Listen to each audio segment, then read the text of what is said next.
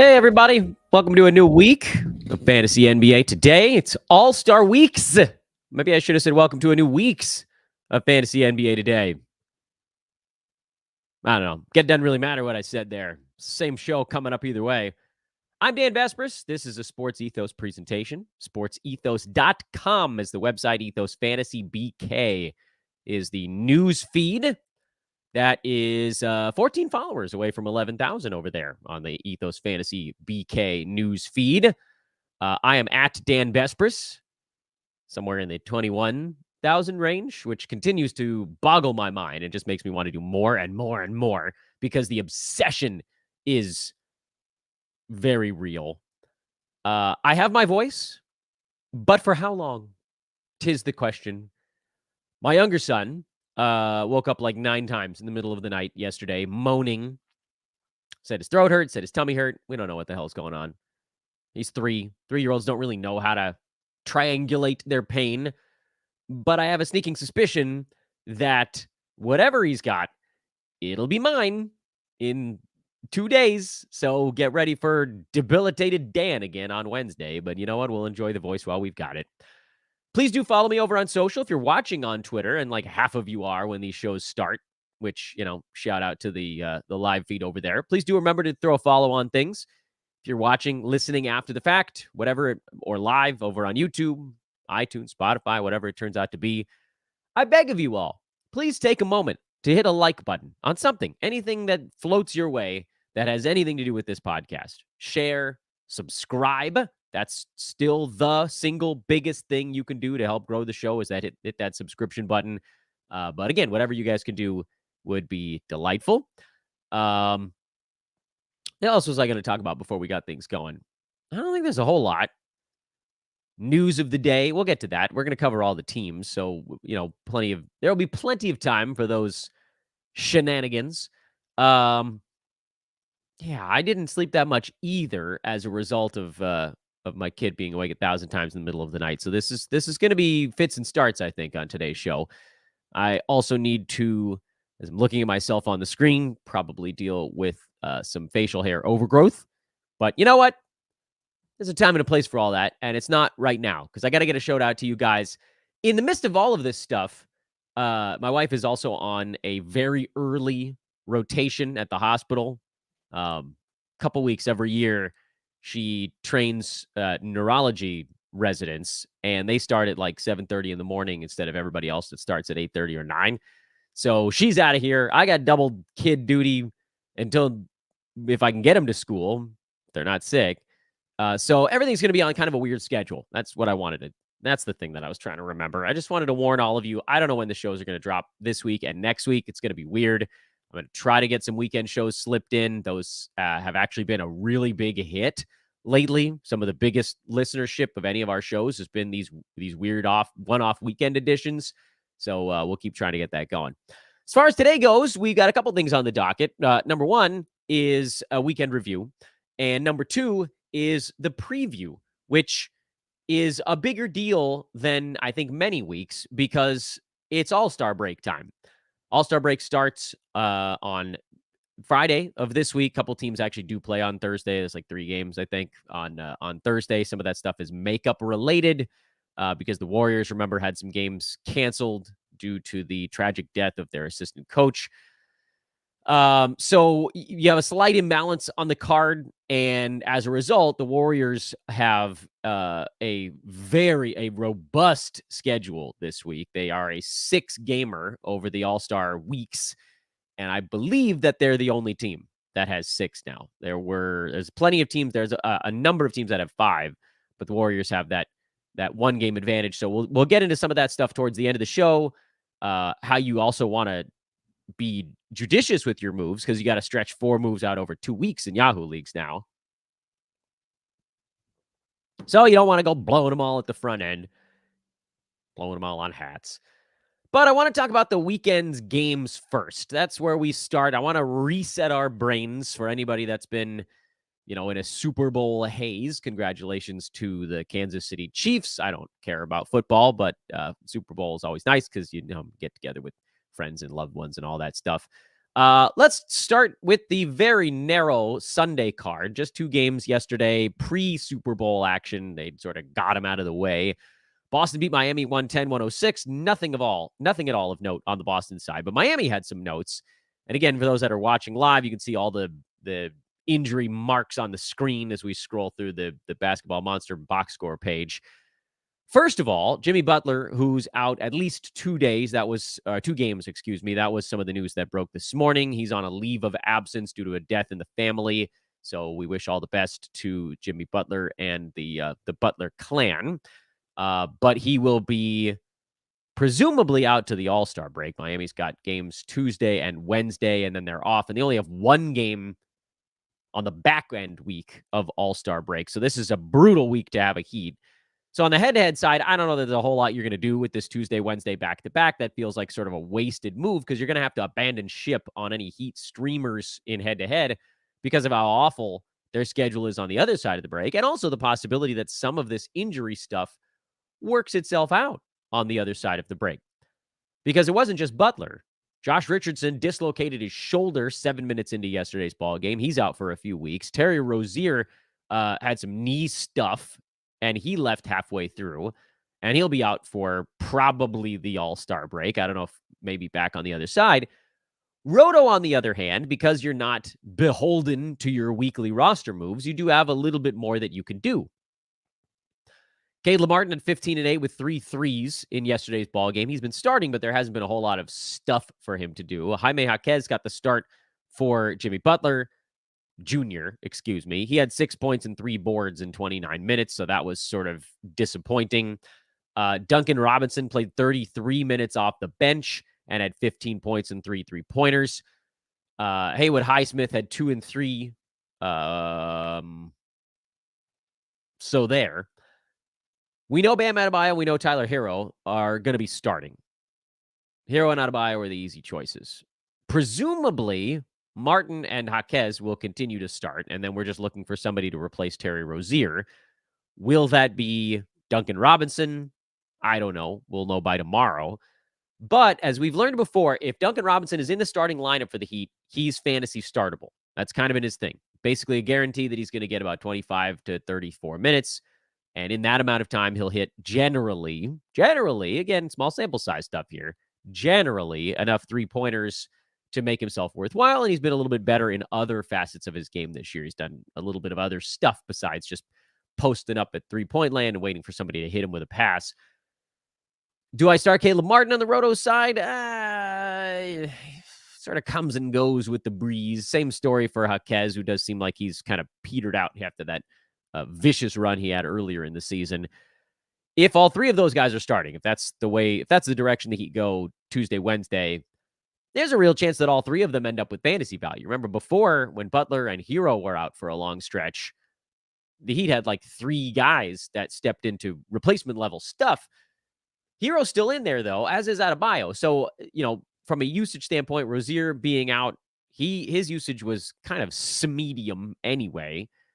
Butler obviously had a lot. So, yeah, you're putting stuff back in the bucket, but you kind of need to make sure you're getting the guy who's going to take it. And that, when he's starting, is usually Duncan Robinson. So that's probably the direction I would lean if I was going to do anything on the Roto side. Again, head-to-head, because their schedule's such dog-do, you probably just leave it all alone. Thunder smoked the Heat. Or the Kings, excuse me. I'm sorry, guys. I really didn't sleep all that well. I'm going to say the wrong word a few times, and then I'll correct myself. You guys know where I'm going. The Thunder are extraordinarily not interesting from a fantasy standpoint. They've got 3 guys that are great fantasy players, but nothing ever really changes. Lou Dort had his once-a-month hot game. You can ignore it. I don't know how many times I have to tell you Josh Giddey is not a guy that needs to be rostered, but I'll say it again. Kings are the one you'd pay a little bit more attention to. And, they went to sort of whatever lineup could get him involved. It was a Davion Mitchell-focused comeback, if you can call it that, in this one. They cut a 20-point lead down to about 8 at one point. So Mitchell had a better ball game. Ignore. Malik Monk has been hot lately. Makes a lot more sense in head-to-head than he does in Roto because of those ups and downs for Monk. He's on a heater right now. So, yeah, you could play him in both. But you also don't want to use up a bad game on a games cap, where with head-to-head, it's like, oh, okay, I guess, now he's cool to back off again. I'm going to hold on to Kevin Huerter just for one, maybe two more ball games. This one was sort of blowout related. They used different lineups that got him back into the game, so Huerter didn't play as much as he normally would. But again, and I tweeted this last night. I don't know if you guys, all of you, not all of you, but many of you have listened to this pod long enough to remember when I used to talk about the Marvin Thad line. The Marvin Thad line, for those uninitiated, is it's a theorem that states that certain players need 30 minutes to have fantasy value. There's certain guys that just sort of need to be out there long enough to have value. They can't do it in less than that. And Kevin Huerter probably fits into that, the Marvin Thad line. He's got to be above the Marvin Thad line. This is named after Marvin Williams and Thad Young. This was before Thad turned himself into Thadgic Johnson towards the end of his career, as they've been calling him. And now he's just too old to matter. But back when in the, sort of the middles of their careers, it was just they needed to be on the court. They needed to hang out long enough to have value. And Huerter needs 30 minutes. This game was weird. I think you can probably dump the box to a certain degree. If it happens another time, then we probably move on.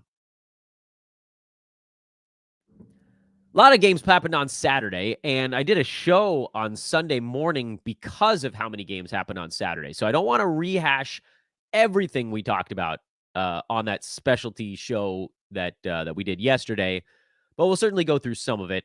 Oklahoma City got blown out by Dallas. You can ignore the Thunder side. The Mavericks side was interesting because Maxi Kleber continued to get the start at center with no Derek Lively, even though Daniel Gafford's in town. Gafford had 19 and 9 with a block in 17 minutes. Hard to rack up stats much faster than that.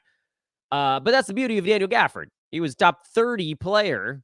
He's a third rounder in Washington in 26, 27 minutes a ball game.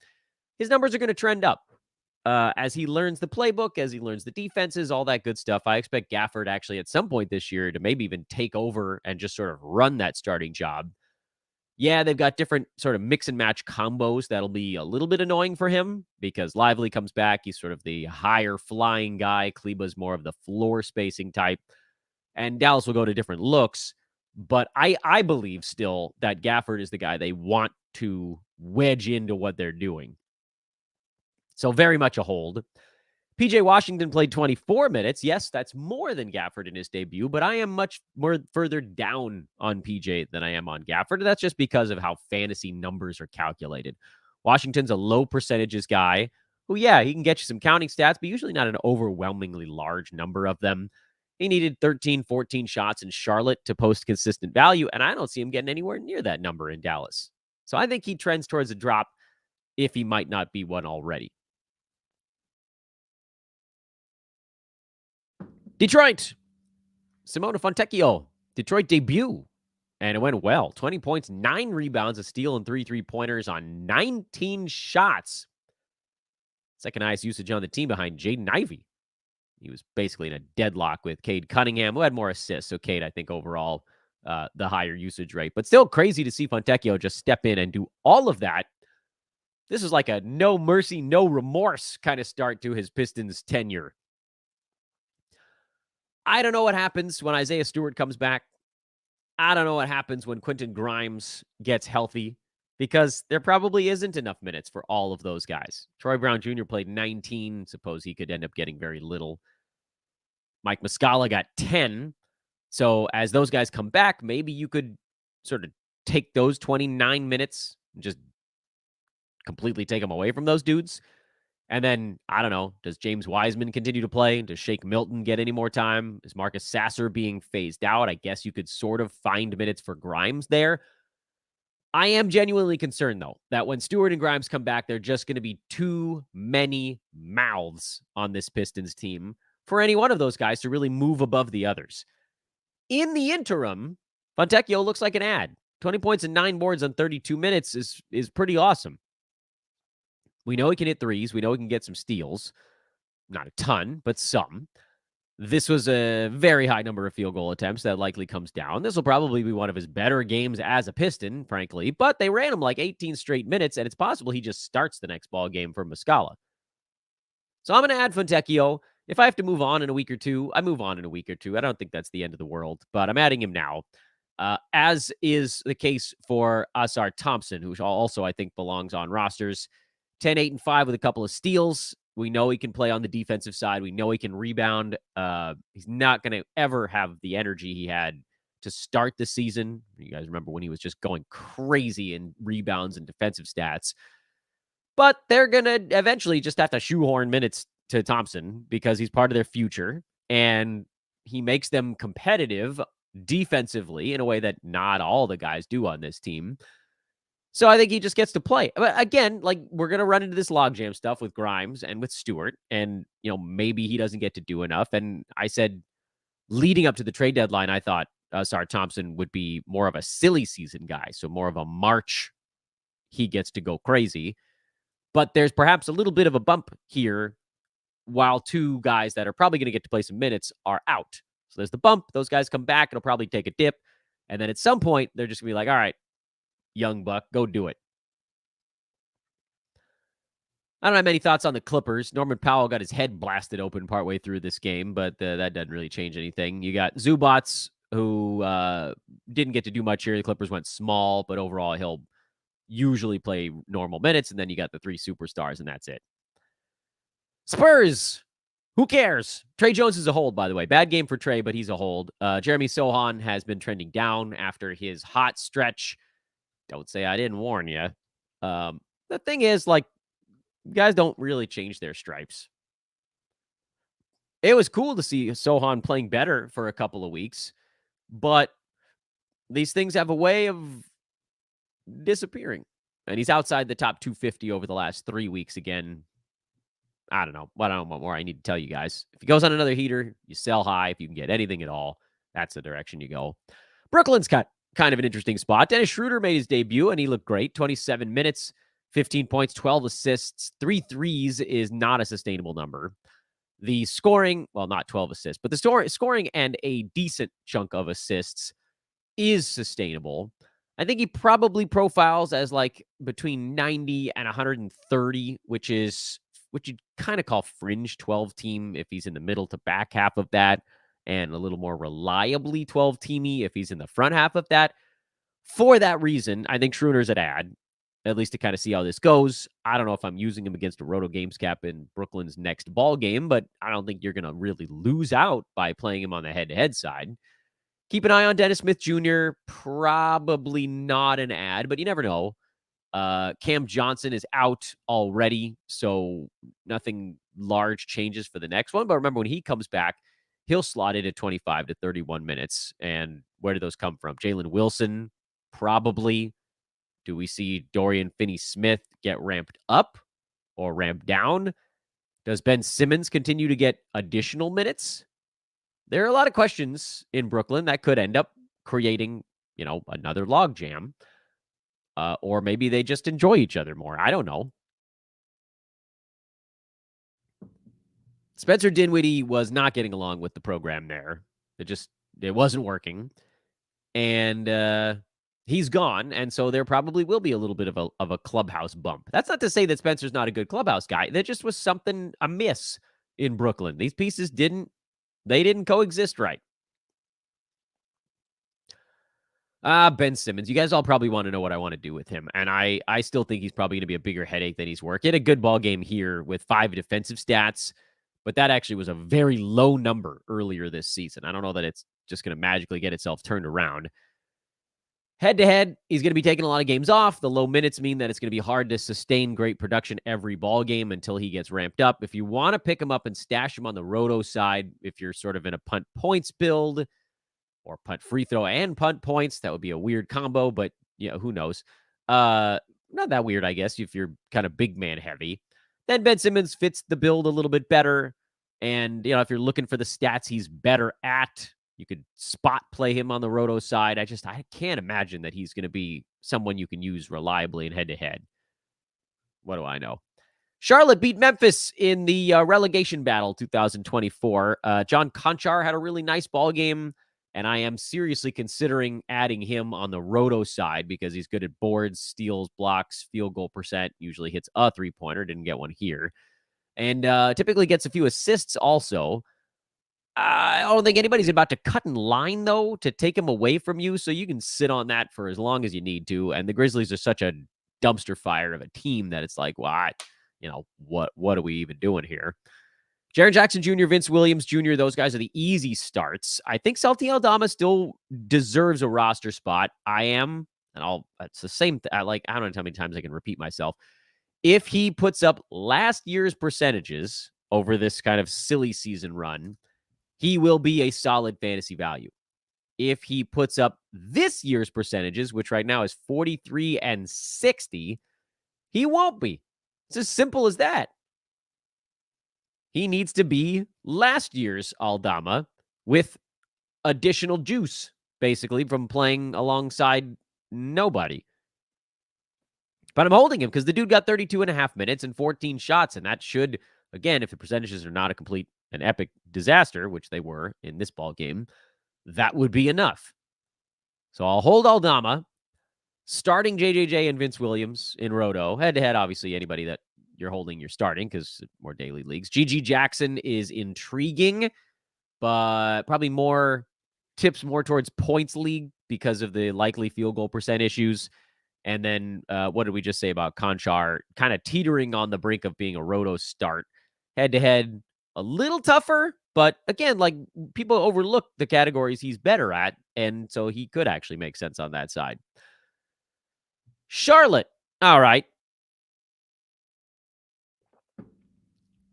Oh boy. What do we do with the Charlotte Hornets? Well, Trey Mann got 27 minutes in his Hornets debut. Remember, there's still no LaMelo Ball for this team, but that's really only the one lone big piece that they're sitting on still. Nick Richards gave up a dozen center minutes to red-hot Davis Bertans.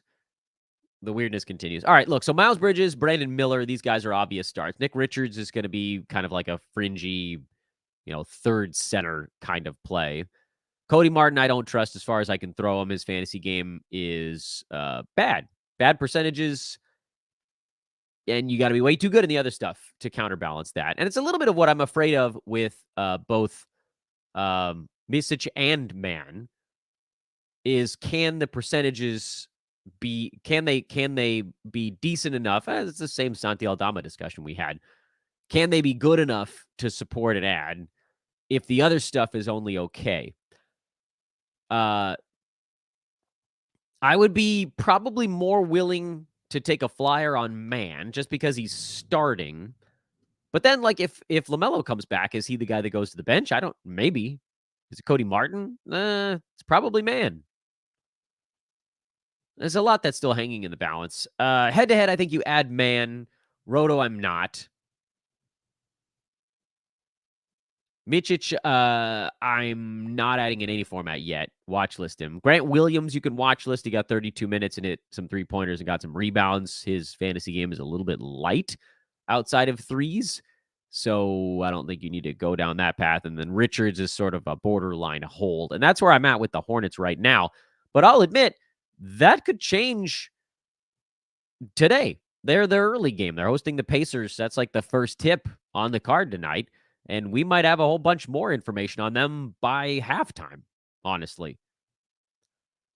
Before we get to Charlotte, Orlando, I want to remind everybody of a few things going on because we got a bunch more live viewers, and that usually means that people are starting to flock in and the algorithm is doing its thing. Please do go find me over on social at Dan Besbris if you haven't already, DanBesbris. Take a moment, please, also to hit the subscribe button, however you're taking in the podcast.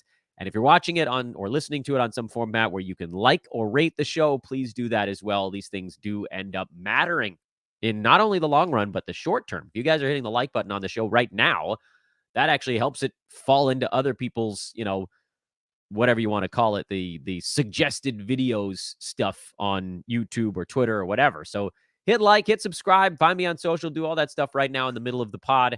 It actually does help us because it just finds its way into more things. And mid-show reminder to check out our buddies over at manscaped.com as I hold this handyman upside down next to my face. This is the actual electric razor, not a sideburn trimmer. This is where you go if you want to get yourself looking actually clean, not just a beard. I love it, man. This is like, it's so easy to use, and I made it so that I could just pop this thing open on today's show. I came prepared. Here's the handyman. Small. I have small hands too, so if it looks large, it's because I have little childlike appendages. And the end, boop, comes right off like that. Reveals it. Here, listen. Ah, there we go. There we go. Oh no. Did I just take off part of my beard on air? I might have. Here we go. Oh, there we go. That's nice. All right. Took out the cheeks. Those stray cheek hairs are such a pain. Get a handyman and get it for 20% off with free shipping by using our code ethos20 at manscaped.com. Ethos20 is the promo code over there. Again, that gets you 20% off and free shipping. Chicago at Orlando. The poor Bulls, they haven't made a trade deadline deal in 3 seasons. And they're languishing, man. I would absolutely hate to be a Bulls fan. I feel very bad. And maybe I shouldn't pity, but they're just so married to relative mediocrity. It's so frustrating because they could have blown this thing up. They could have gotten a truck full of stuff for Alex Caruso. A truck full. I don't know. Could you get as much for DeMar because the contract is bigger? And Vooch has a few years left. They could have gotten the world for Alex Caruso, and they didn't do it because they're just bent on making the play-in tournament. So stupid. Andre Drummond had 4 fouls in this ball game early, and so whatever we were trying to learn about whether or not they were willing to go to a big boy lineup, we didn't really learn in this game. That meant more Ayo Dosunmu. He got 39 minutes. This game went to overtime, by the way. So if you're wondering about the Vooch playing 43 and Kobe White playing 45, DeRozan 44, it's not because their coach is completely insane. It's because there were 5 extra minutes. So yes, the fantasy lines were bigger than usual, but this was more the Bulls from 3 games back or 2 games back even, which was just start the starters. They played extra Drummond in one of those games in there, and if you picked up Drummond after that one, which I did in 1 or 2 spots, I think you wait and find out how he looks in a game where he's not in foul trouble. And hold on to Ayo, too. Not that needed to be said, I don't think. Jonathan Isaac, 25 minutes for Jonathan Isaac in yesterday's ball game. And that is not a reason to pick him up in head-to-head because his minutes are going to be very low in back-to-backs. He's going to get intermittent days off, one would assume. Yes, they're trying to get him into back-to-backs now. He played, I believe, in their most recent one, but he only had 8 minutes in the second half of that back-to-back. That was January 29th. In February, he's played 20, 21, 10, 19, and then 25 minutes. And I believe this 25-minute game was the highest minute total for Isaac this year. Yes, confirmed. It's higher than any minute total he played last year. He didn't play the 2 seasons before that. So this 25-minute game for Jonathan Isaac was the highest minute total he's had since December 30th, 2019. Which I really probably should tweet that. That's a ridiculous stat. Most minutes he's played since December 30th, 2019 in a regular season game. Yeah, in any kind of game. Wow. I didn't think I was going to have to go back that far, but lo and behold. And not surprisingly, when Jonathan Isaac gets 20-plus minutes, he's a fantasy juggernaut. I don't know if you guys remember what he was doing that year before he blew out half of his body, which is sort of the Jonathan Isaac special. In 2019-2020, COVID year, no, I know what you're thinking. He did not miss that season because of COVID or any sort of vaccine stuff. He missed it because he exploded. His leg exploded again, which is just always the case. But prior to that, he was number 17 in 9-cat leagues, 29 minutes a game, 12.7 boards, 1.6 steals, 2.3 blocks, a 3-pointer, 47-78 were the splits. If he put that same lineup right now, he wouldn't be quite as high because fantasy numbers have just gone insane in the last 2 years, frankly. But those lines, 12 and 7 with almost 4 defensive stats, that's still a top 25 guy. Now, is there any chance at all Jonathan Isaac averages 29 minutes the rest of this year, or frankly, at any point the rest of his career? I doubt it. But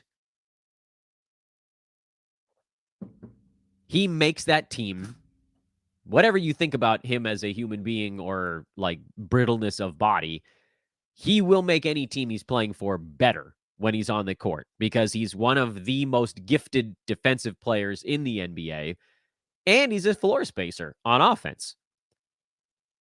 I have zero faith that he comes out and plays 25 minutes again in the next ball game. But they did have 2 days off. I can speak. And they'll play again tomorrow. So they didn't play Sunday. They don't play today.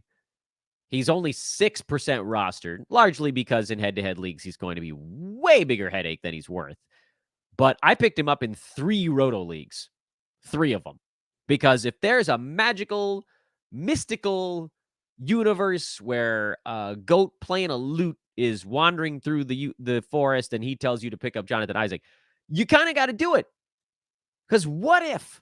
We got to play the what if game on Isaac. What if the stars align, sorcery happens, and he actually plays consistently mid-20s in minutes for any length of time? You would absolutely positively need to be on that because his defensive stats are nearly unmatched in the NBA when he gets normal minutes, like Matisse Thybulle, Anthony Davis. There's just, you can count on Wembanyama. You can count on one hand the guys who can do that, his type of defensive stuff in both steals and blocks. Those players are extraordinarily rare. Anthony Davis, I guess you're basically talking about like who could get you 1 steal and 2 blocks. What did I just say Jonathan Isaac got back in 2019? I don't think that was 1 and 2. That was, come on, Dan, you can figure this out. What the hell did you just say? It was only a few minutes ago. It was 1 and 2, 1.6 and 2.3. The number of players in the NBA that can get you over 1 steal and over 2 blocks is, less than 1 hand's worth. AD is at 1.2 and 2.4. Wemby's at 1.1 and 3. And pretty sure that's it, unless Brook Lopez is at 1 block or 1 steal, which I don't think he is. Right? And he's sub 1 steal. Where are you, Brolo? What the hell are you at right now? Brook Lopez steals 0.6. So, Daniel Gafford, oddly enough, 1 steal, 2.1 blocks. Daniel Gafford this year gets the nod. But listen, you almost don't have to do anything else. Daniel Gafford is at 11 points and 8 boards, good field goal percent, 1 steal, 2 blocks. He's number 32 this year. Anthony Davis, not surprisingly, top 4. Wemby, top 12. And yeah, those guys do a lot of other stuff. But if Jonathan Isaac plays mid-20s in minutes, he's probably not doing 1 steal and 2 blocks, but 1 and 1.5 is actually within striking distance. And I want to barf as I'm saying it because we know he's going to play 2 weeks and then drop metaphorically dead again. We know it. We know his body. But what if it didn't? It's the mystery box. But this is why you can't do it on head-to-head. You just, you can't get on that roller coaster. It'll break you. Roto, you can get on that roller coaster. Because you put him on your bench. You can wait a week, 2 weeks, whatever you want. I mean, honestly, this game coming out of a 2 days off is probably your best chance to deploy him.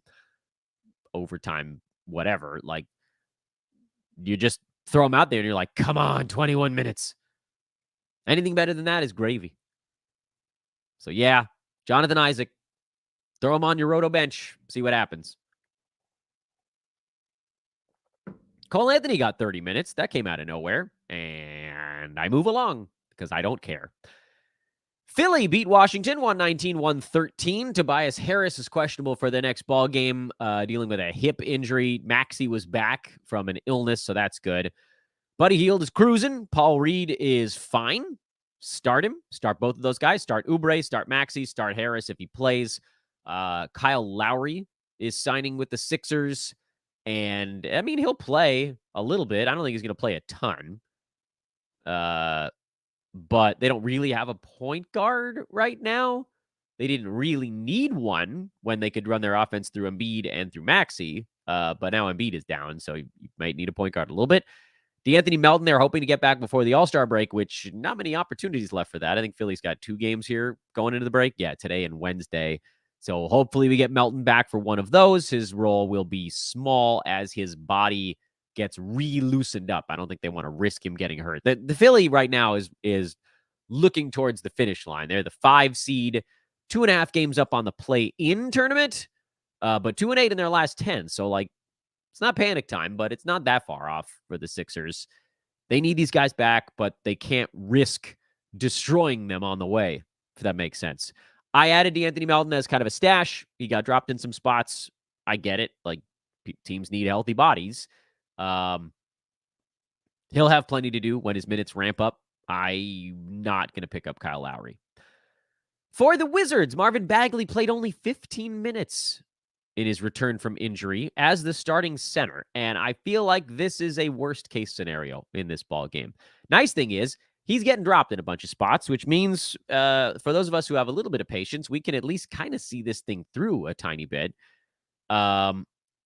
His rostership went down back to 40. It had gotten, I think, as high as like 46 or 47 at one point. And if he's bad again, then you'll really see him get dumped.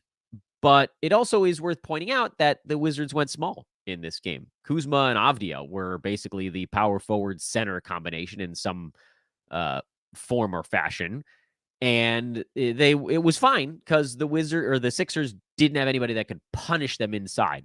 Paul Reed is not going to punish you inside. And Philly went small to counter it. That's not going to happen every ball game. Let's see. Who the hell the Wizards play next? They got Dallas. Look at that. They get to play their old buddy. I don't think Washington can go super small in that game. They might try to see if they can stick with Luka or Kyrie and just switch everything. But then you're going to have Kleba, Gafford. Well, I mean, Gafford's going to be dunking all over his old team if the Wizards go ultra small. And then maybe they do have to go a little bit bigger. And then they got the Pelicans. That's a gigantic team. No way the Wizards could go small in that one. So I think we're going to get some Bagley. They've got Jokic coming out of the break. They've got, OKC. So I don't know what the hell they'll do with Chet. But then they've got Cleveland, like the biggest front court in the NBA. So at some point, I think they're going to have to say, all right, Marvin, like we need your size out there. Go figure it out. I'm going to hold him a little bit longer. Funny, I mean, the silly thing is I'm arguing for a guy whose fantasy game I absolutely detest, but I do think that if he plays 30 minutes, he's a play. Corey Kispert finally cooled off. If you had picked him up to stream, probably just hold a game longer. Avdia looks like he's actually a pretty good size winner from the Daniel Gafford trade because he is now basically the backup center on that team. And Tyus Jones not getting traded. Oh, righty. That's good stuff. Well, we had all braced ourselves for Tyus Jones to turn into a full-blown pumpkin, and instead he had a giant game, and he's now inside the top 60. Yay! I was worried, man. I was real worried. And they could still shut him down in the next, 6-7 weeks or something like that. But not getting traded bought us a lot more good, basically. And then Koulibaly, who I've said 1,000 times, I don't think his fantasy game really translates. If he reliably takes like a dozen shots, he might be able to get there, but I don't see him reliably taking a dozen shots. Houston was down a few guys for this one. This was kind of a throwaway for them, and the Hawks got very lucky to catch the Rockets in a game where they didn't have their two most important players. The Rockets have lost 4 games in a row. They're now the 12 seed, 2.5 games back of the Jazz. Things trending the wrong way. Health, certainly a problem. No Freddie VanVleet, no Alperen Şengün for this ball game. Amen Thompson got a double-double in a fill-in start for VanVleet. You can start him as long as Freddie's out and just hope the percentages don't bust you. Jabari Smith Jr. is a play with 2 high-usage guys on the pine. Dylan Brooks is probably a play. His shooting shot him right out of the ballgame in this one. But if he's going to take 19 shots, he's fantasy startable. Same general story for Jalen Green. You just sort of like plug your nose, close your eyes, hold your breath, and hope that he doesn't break you. But he did have a triple-double in a horribly inefficient ball game. And then Jeff Green got the start at center. I mean, how could his body even handle that? And it was pretty good, actually. Nah, I'm not going to use a Jeff Green roto game. But, if we find out that Şengün needs any more time off, you could maybe lean that direction in head-to-head. Şengün's questionable, so this might just be a non-issue. But something to think about. Keep it on the front of your mind. For the Hawks, Sadiq Bey, after being ice cold the whole year, I mentioned it on our shows at the end of last week also, he was having one of the worst shooting stretches of his life, which either meant, one, he just was not good anymore, or two, at some point it was going to level off, and you're seeing some of the leveling now. He's been a much better shooter over his last 2 to 3 ball games in particular. He's pushed himself up to number 114 in 9-cat, and even though I think at some point he trends towards a drop as this team gets healthy, right now, they're not still. Still no Capella. DeAndre Hunter is still getting back-to-backs off. His minutes are still very much held in check. And DeJounte Murray played in this ball game, but he missed the previous one. So you can still hold Sadiq Bey a little bit longer.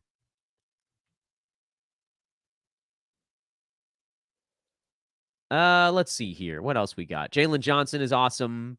And that's the only thing you need to know about that.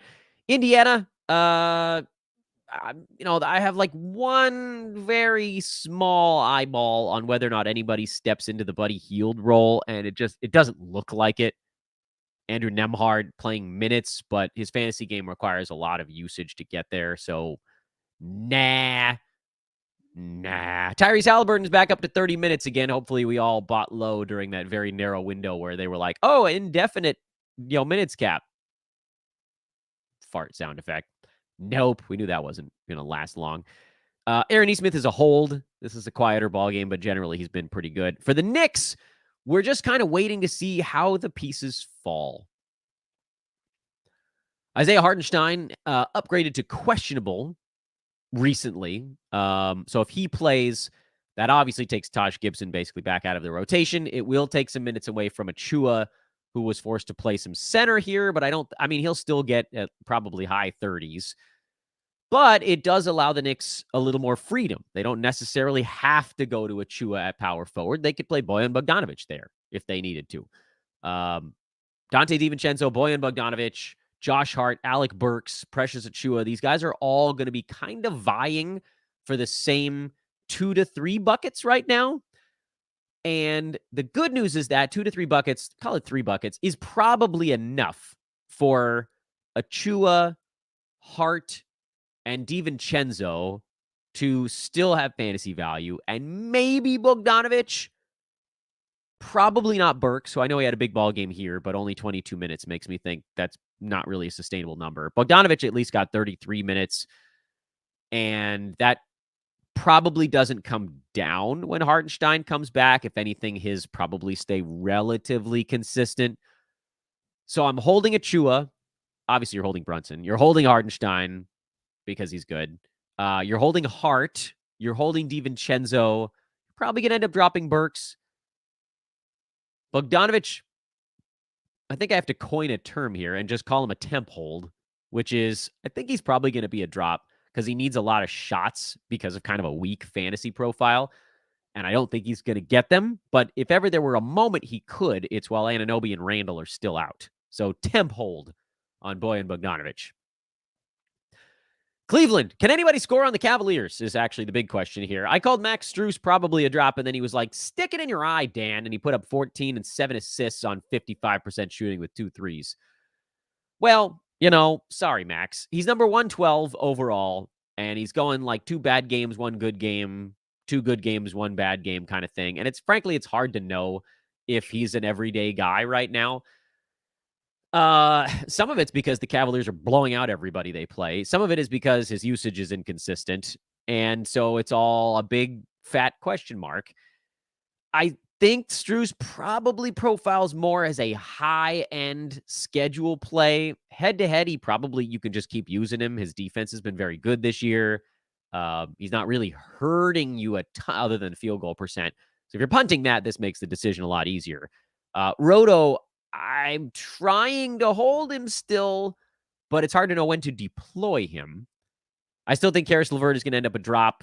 The minutes trending down. He's not going to shoot 75% every ball game. Darius Garland is a buy low right now. 11 and 8 in this ball game. He's been pretty bad, frankly, since he came back from his jaw injury. At some point, he's going to get to do a little bit more. The Cavs are on a vicious tear right now, and so nobody wants to upset the apple cart. But as soon as they cool off a little, and they will at some point, they're not going to win 95% of their games the rest of the season, then you'll probably see Garland start to take a little bit more back from the main bucket. Kelly Olynyk, 11, 6, and 3, 4 defensive stats and a three-pointer in 22 minutes in his Raptors debut. I said on the show over the weekend that I think he has to be a speculative ad.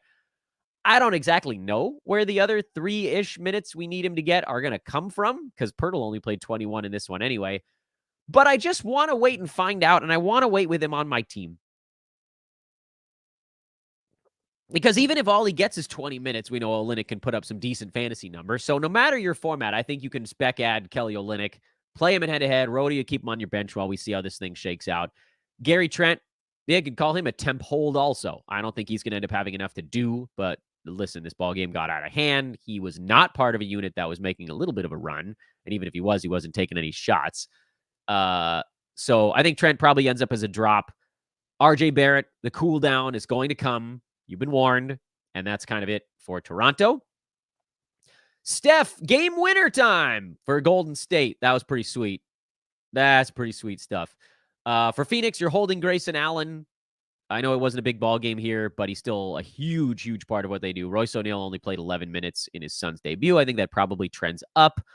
But if my guess is correct, it will be more at the expense of guys like Josh Okogie and Eric Gordon. I think they really like what Grayson Allen brings most of the time with that starting unit. So he probably sticks it. For the Warriors, Gary Payton is back. I think this ultimately hurts everybody a little bit. Klay Thompson was the guy who kind of lost out in this ball game. Hang on to Klay. Jonathan Kuminga remains a sell high. If you can get someone top 60, you do it.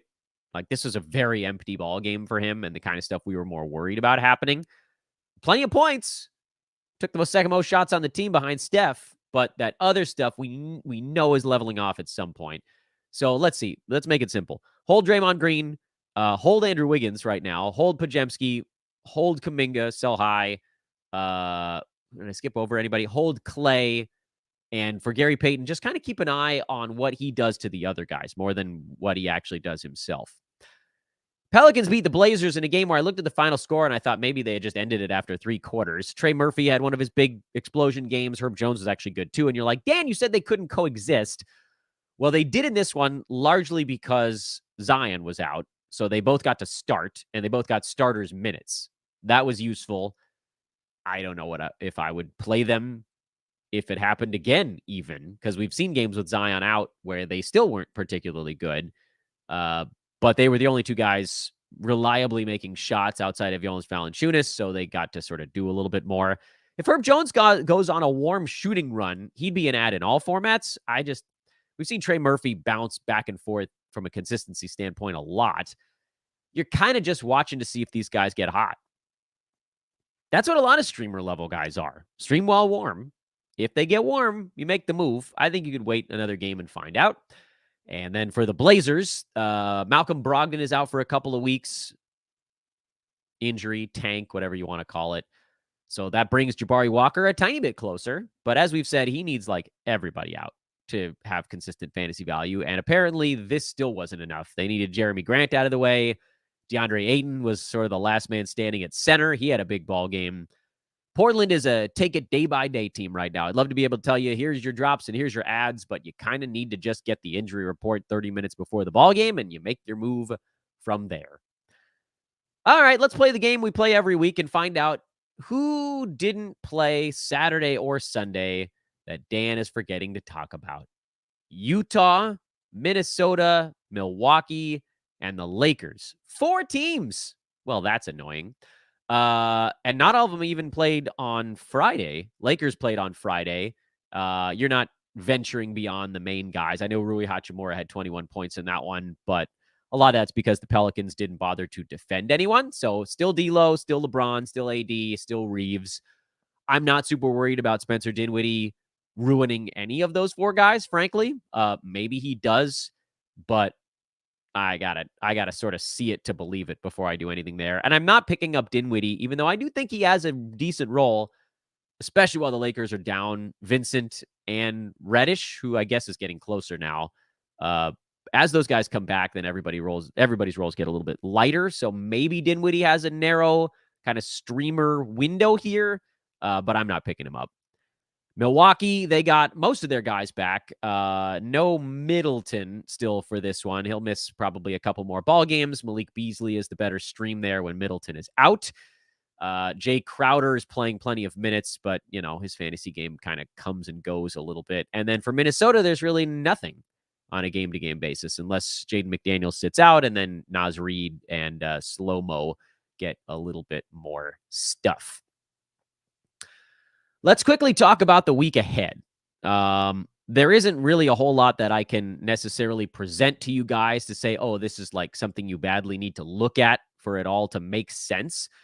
But the best thing that I can show you here is just a quick snippet from our, it's what we call our streaming grid over at Sports Ethos HQ that kind of lines up what all the teams' schedules look like together. So let me throw that on the screen real fast. And there you can kind of see there's the big empty chunk in the middle. Nobody plays between the 16th and the 21st.